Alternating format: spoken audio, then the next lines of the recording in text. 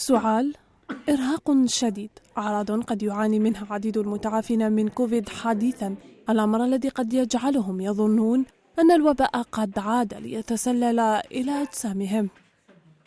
لاحظنا كاين اشخاص بزاف يحسوا الحاله تاعهم تحسنت ومن بعد يعاودوا يولوا بنفس الاعراض اللي بدات بهم، تعب شديد، سعال. اون جينيرال كي نديروا لي تيست اونتيجينيك يخرجوا نيجاتيف، ماشي معناتها عاودوا مرضوا، لكن هذو سي لي اعراض اللي بقاو ما بعد الكوفيد. هو الكوفيد ملي جا من الاول كان يمد هذه الاعراض ما بعد الكوفيد، لكن لاحظنا مع هذا المتحور الجديد اوميكرون هو اكثر شده بارابور للفيروس الاصلي. أعراض ما بعد أوميكرون دليل على شفاء المريض منه، والتي قد تدوم من 3 إلى 6 أشهر.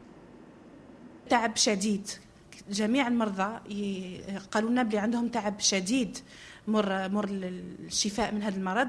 في بعض الأحيان سعال، جاف، صداع الرأس ثاني يقعد معاهم وما يروحش، ويقدر يقعد مدة 6 أشهر. هذا متحور جديد مازال ما نعرفولوش على بها الناس كامل أي دايره في بالها، راهم يقولوا مد أعراض خفيفة وما يقتلش كما الدلتا. أنا نقول لهم هو أقل خطورة من الدلتا، لكن دراسات راهي في طور دراسة، ما نقدروش نعرفوا مفاجآت بس هذا متحور جديد.